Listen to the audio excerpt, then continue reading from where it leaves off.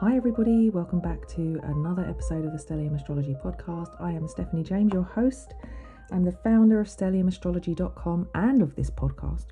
And my watch. Apparently it's lunchtime. Where I'm sitting, it's lunchtime. And I used to write horoscopes for Elle magazine and a few different publications. I've written articles, all sorts. As you now are aware, it's lunchtime where I am, and I'm already trying to plan what I want to eat. I'm thinking hummus with pita bread, bit of peri peri sauce in there. I've got some olives that I could eat. I'm thinking a bit of potato salad that I've got. I make a batch of potato salad. I know I talked about this like a few weeks ago. Sometimes in the summer it's a really good one to just have in the fridge and to just snack on sometimes. And it's delicious. I love potato salad so much. So I'm going to definitely have a bit of that. So I might have to have a little bit of a mishmash salad with a bit of a med feel about it. Yeah, I think that's going to be my lunch today. So anyway, I've digressed. I'm talking about food. And today we need to talk about astrology, as we always do on this podcast. Now, we're doing the aspect patterns, and I decided that I want to talk about the T-square today. The reason why is because I've just done the grand cross or the grand square, and I just wanted to talk about the T-square because it's like half of a grand cross, and I thought it would be a good step, a good stepping stone. And I am somebody who has a T-square in my chart myself. When you suddenly realise you have one and then you think about what it could represent, it's like an unfolding, it's like a moment where your brain just suddenly, so like that film The Butterfly Effect, where suddenly he gets all these memories.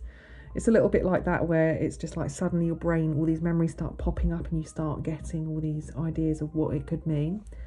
So the T-square is a hard and challenging aspect. Anybody who has one will know that. But before I get into the T-square, I just wanted to remind you that there is still a chance for you to, I'm going to be closing it today. I'm hoping that I can let you guys know in a few days who's won the draw. It's you've still got like a couple. Well, today's really kind of like the closing date. So if you're listening to this episode on the day that it came out, go to my YouTube channel and subscribe. Hit the bell as well if you can. Check out what's already on there. I've relaunched this podcast from the beginning over there. I'm also putting out some enhanced podcast episodes. I do actually use YouTube. It looks like I don't actually have a channel, but I've got loads of videos that I've recorded for patrons. I guess I'm kind of a YouTuber, but I'm a Scorpio moon, so I'm like a private YouTuber. It's my private videos. So, if you've got a private YouTube channel, just take a screenshot and email me, Stephanie, Stefanie, at stelliumastrology.com, just so that I can see that you want to be in the draw, because sometimes it will say people have subscribed, but it won't tell me who it is. So if you've already subscribed and your channel's quite private, please do screenshot, send to me. But don't let this draw, the fact that it's closing, be a reason for you not to subscribe to my channel, because there will be draws in the future, I'm sure, and I will be, I just like to do little like incentivized prize draws and stuff. And this time round, it's going to be the Honeycomb Collective personalized astrological almanac, or basically your own personalized astrology diary, which is incredible. I've got one, it's gorgeous. I want everybody to have one. I can only afford to pay for one listener to have one. So if you are interested in winning that at the moment, go onto my YouTube channel. I feel like there is going to be another prize draw in the future. And just an FYI, if you're already subscribed to my YouTube channel, you'll be entered into any of the kind of prize draws that I happen to do. So automatically. Patreons, you get an additional entry. But you know what, if you want to contact me on Twitter or on Instagram and share the news about the prize draw, I can stick an entry in for you as well doing that. I just want to spread the word. I just want to get people signed up, and I have had slow and steady growth on my YouTube subscribers, which is really awesome. So thank you to everybody who's already done it. Second prize is a reading with me, winning a reading with me when I do manage to find a little bit of time to open up my bookings calendar again, because it's currently closed. And it will be for a few months, and there is already a waiting list building up, so if you are interested, it's probably best to put your name down now, so you'll be earlier in the waiting list than if you wait until it opens up again, because there will probably be a bit of a backlog. I don't know exactly when I'm going to open up my booking calendar yet, but the winner of this prize draw may get their reading sooner than when I actually fully open my calendar. So, I'm going to have to play it by ear, because I'm going to have a baby, so I don't really know how all this works with a baby. I'm a first-time mum and everything. So, but yeah, like I said, do make sure that if you're interested in having a reading, put your name down. There is, on my website, there's a link where it's the readings link. I've actually created a Google form so that you can just fill out, your details, and it will put you down, and it will put it down in the order in which you have added your details, which is helpful because it means I don't have to sit there and try and remember who said when they wanted what reading. It's there, it's in order, and then I can fairly distribute the information about my readings and let people know that they're available again when they become available. So anyway, that's a load of waffle, wasn't it?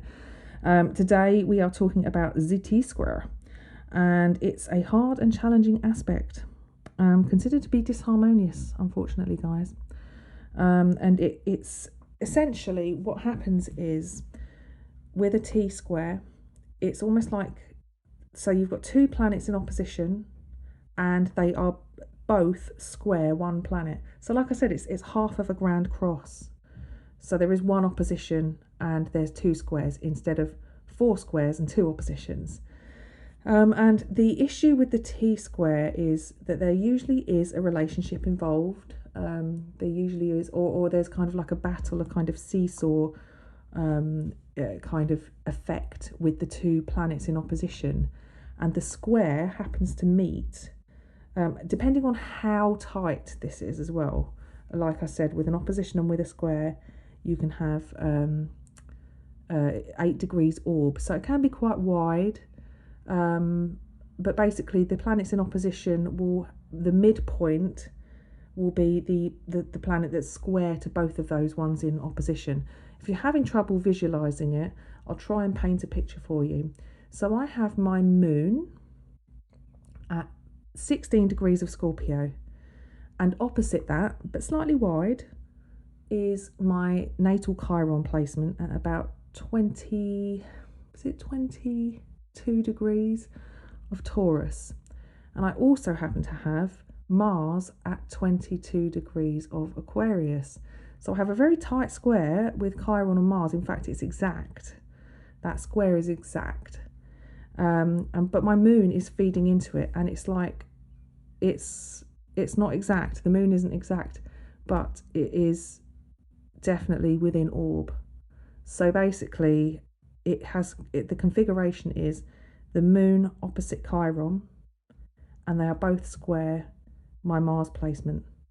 And I already have discussed, when talking about squares before and talking about my moon placement, how much of a challenge I already find that Mars, because it requires, the square aspect is already a Mars flavoured aspect. But when you've got it square, something like your moon, which is your daily operation planet, you are kind of stuck with this kind of Mars aspect, which needs to be experienced on a daily basis when it feeds into your moon. It has to be done daily, and it can make you quite irritable, quite moody. I am definitely an irritable and moody person. I'm like quite happy doing my own thing, up to my own devices, always been fiercely independent. So that moon Mars has always been very prominent in my life. But yeah, like Chiron is a slower moving, it's an asteroid. Haven't done a show on Chiron. I wanted to get an expert in on Chiron, but I might just have to record it myself. I just know that I just really want someone else to come and do it justice, because I don't consider myself a Chiron expert. But basically, when your moon feeds into anything in the chart, it's going to bring it into your personal experience. and your sun, any of your personal planets, it's, it can affect you. And there are generational aspects, by the way. There are generational aspects. So say you had a T-square between Pluto, Uranus and Neptune, which I don't think anybody alive today does. Maybe they do, I don't know. But I don't think it's likely that people would have an aspect like that in this day and age. You've got people who've got general aspects, generational aspects, like in stelliums, for example, like the Capricorn stellium generation have got Uranus and Neptune there, and sextiled by Pluto, for example. Those are kind of more experienced by the generation group, which, like I've said, is kind of the background music. But if your personal planets feed into it, even if so like the sun and the moon, the luminaries, or Mars, Venus and Mercury, if any of those feed into a generational thing, then that makes it much more personal. Chiron is kind of generational because it takes about 50 years to do to orbit the entire chart, to do a whole circuit as such. But yeah, so Chiron feeds into my moon placement and into my Mars placement. And if my moon did happen to be at 22 of Scorpio, then it would be a very tight T-square, but it's not. It's ever so slightly, that moon placement is slightly wide. So I do feel the Mars Chiron square, I do feel the moon Mars square, and the T-square is very much a prominent placement for me. However, it's it's maybe not as tight as if they were all sitting at the exact same degree. And the Mars placement would be around the midpoint of the opposition, and that's where you get the T from. So if you connected the two planets opposite by drawing a line, and then drew a line from Mars to the middle of that opposition, it's a big T. So that's where we get the idea of the T-square, but it basically just looks like a triangle. So it's like if you've got a square and you cut a square in half, there you've got the triangle. And basically for me, Mars is the apex of that T-square. I think some people call it a T-cross as well, but I'm not sure if I just made that up actually.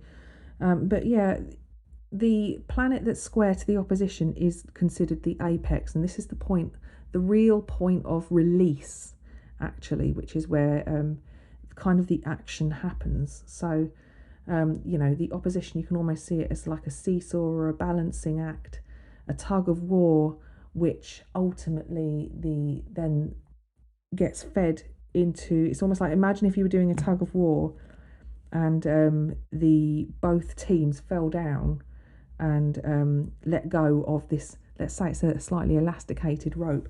Both teams let go of the rope at the same time, and the rope just basically pinged together in the middle.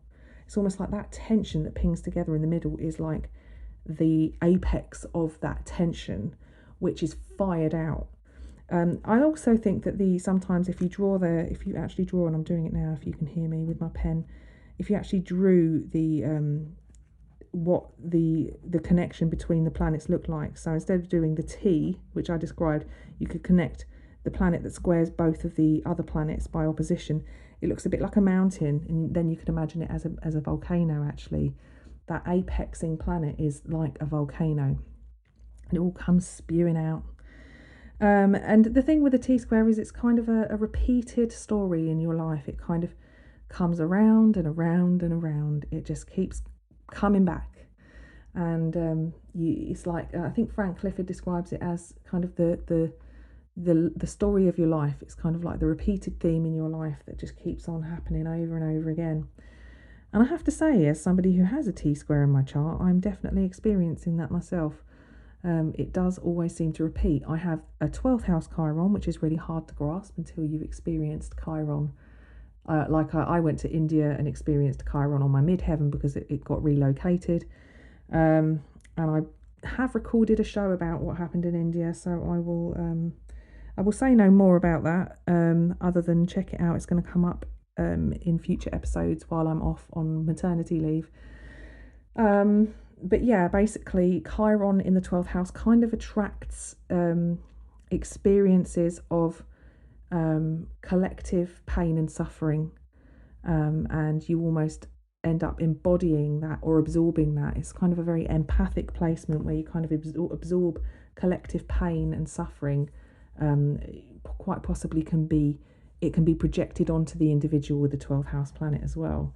So and that's opposite my moon, and so Chiron opposite my moon is a kind of generational pain and suffering, carrying wounds through the maternal line, and then squaring Mars as well.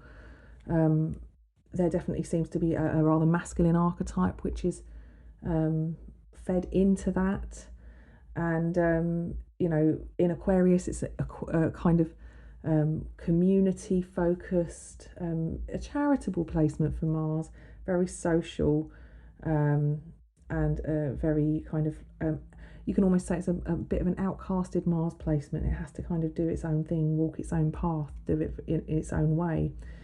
And so, as you can probably recognise, Taurus, Aquarius and Scorpio, where I have the placements, are all fixed signs. So again, just like the Grand Cross, you can have a fixed T-square, a mutable T-square, or a cardinal T-square. Mine happens to be fixed. So with this kind of T-cross, T-square, it's very stuck in the mud. It can be. You can find yourself in situations that you just can't seem to see a way out of. And, you can kind of,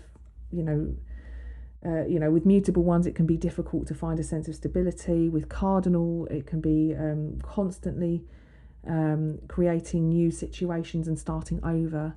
So it's a sense of, trying to figure out not only the relationship between, the planets and their relevance when it comes to their mode, their quadruplicity, but also having a look at the house placements. So mine's in the 12th, and also in the, I think depending on, what's my Mars, 10th, 12th, 10th and 6th, or is it 12th, 9th and 6th? So basically it's, I don't know, it's quite a challenging configuration, and mine definitely involves issues with men, a little bit of hashtag me too kind of situations, and finding that I often find myself stuck in situations where there are men that kind of overstep the mark in some way, and I kind of have to figure out how to assert myself and find my voice. That Chiron in Taurus doesn't always want to speak out, and the problem is with Chiron involved into a T-square like this is probably by speaking out, by finding your voice, you do actually alienate yourself. With that kind of that Mars placement in Aquarius can alienate itself sometimes by speaking a truth that some people don't want to hear. And it can be kind of like you can end up being, not necessarily with every T-square being scapegoated, but in my particular T-square, I know I've kind of scapegoated myself or isolated myself a little bit from certain groups of people. So I've definitely noticed repeated themes where this kind of pattern keeps coming up. I think the first time, and sorry, it's going to go a little bit dark here, but I do have a Scorpio moon. I did happen to be sexually assaulted when I was I was in my late teens. I was in my late teens, and I was assaulted by a friend. So Mars in Aquarius, that kind of social friendship group thing. And when I did speak out against what happened and he denied it, the whole group of friends that I had just didn't believe me. So it was painful and it was difficult. It was quite sad. And it took me a long time to get over it, really, really long time to get over it. And I cared about what people thought, because I'm a Capricorn, and Capricorns care about what other people think of them. And my Scorpio moon was activated and, had this horrible experience and suddenly was very emotionally closed. So it's interesting how these things happen, and maybe a little bit too much information for you guys, so I do apologise. But this thing has repeatedly surfaced, And like I said, when I went to India and my chart relocated, which is something that we call astrocartography, locational astrology, where you can travel to different parts of the world and your chart changes, your ascendant and midheaven changes. My Chiron placement was bang on my midheaven, my moon was on the IC, and my Mars was in the 7th house, and this was really, really magnified, and I was able to really understand Chiron. But yeah, this T-square suddenly fed into all the angles and everything, and I had to. It was it was a time in my life where I really had to work on it. So yeah, it is action orientated, and just like the Grand Cross, if you have a planet transit one of those points, all of them get activated. It's very action orientated. It's really productive, and there's lots of potential for growth. And you can have a relief aspect actually, and the relief aspect is actually, it's a trine or a sextile natally. So if you have any planets that are trine or sextile, particularly the apex planet, this can be a way of working in a positive way to relieve the tension of the T-square.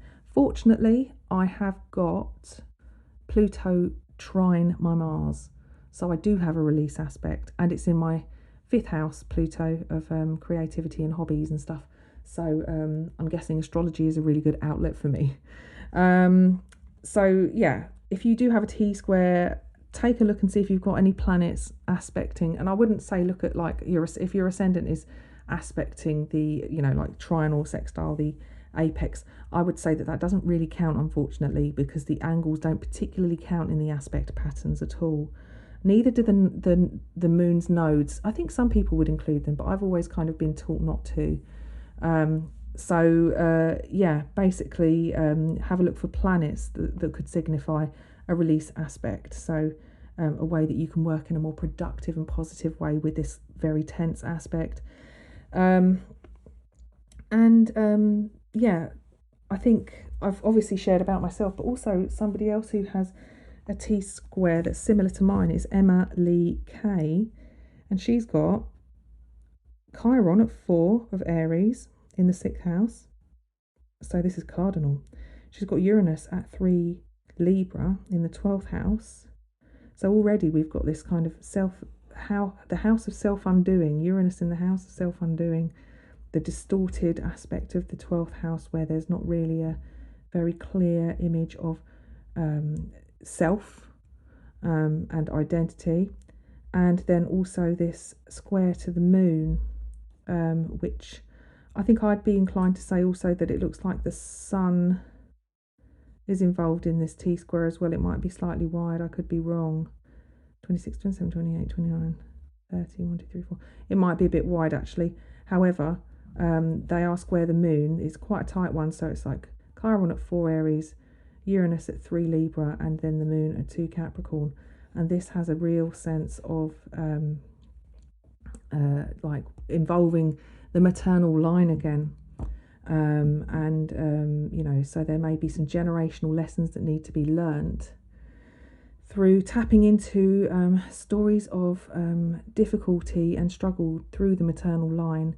So perhaps a story that your mum experienced. I'm saying this because of Chiron, by the way, because we carry Chiron sort of. This has become a Chiron episode, but Chiron is kind of like a generational, subconscious kind of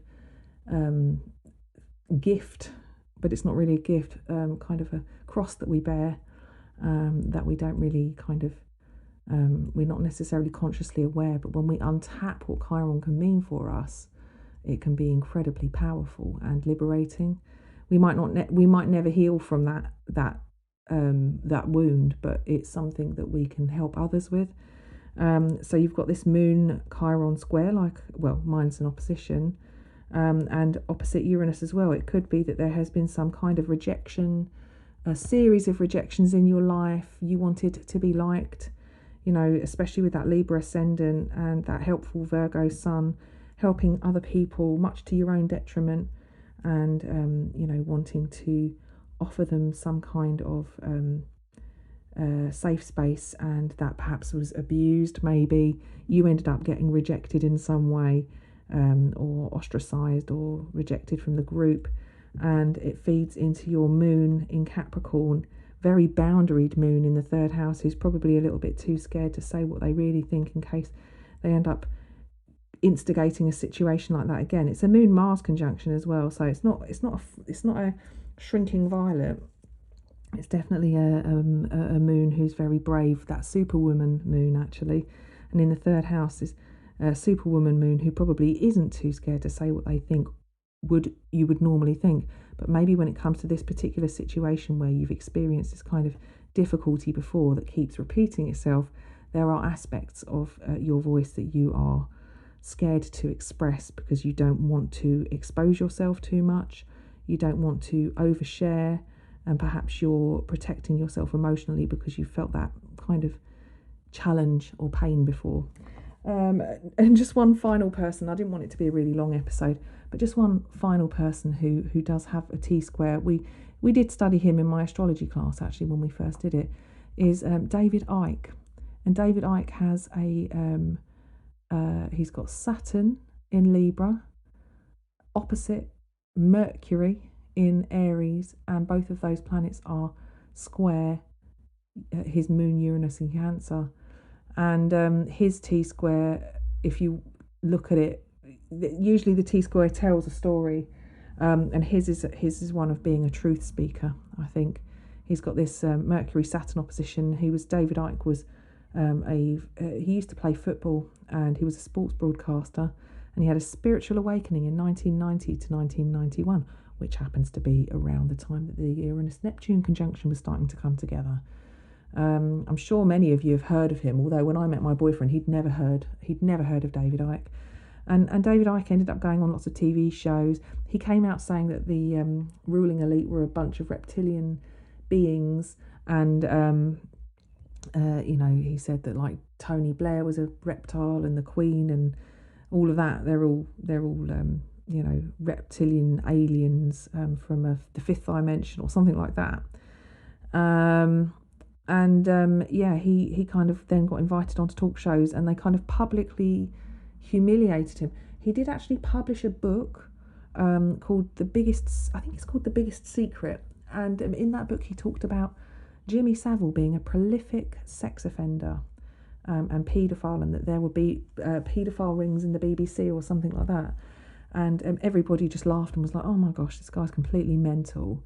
And then it did just so happen to turn out around the time that Saturn was at the final degrees of Scorpio, when Jimmy Savile died. All of this stuff came out about him being a paedophile and a sex offender. It was like one of the most prolific ever cases. Hundreds of people came out speaking out against, the abuse they'd suffered.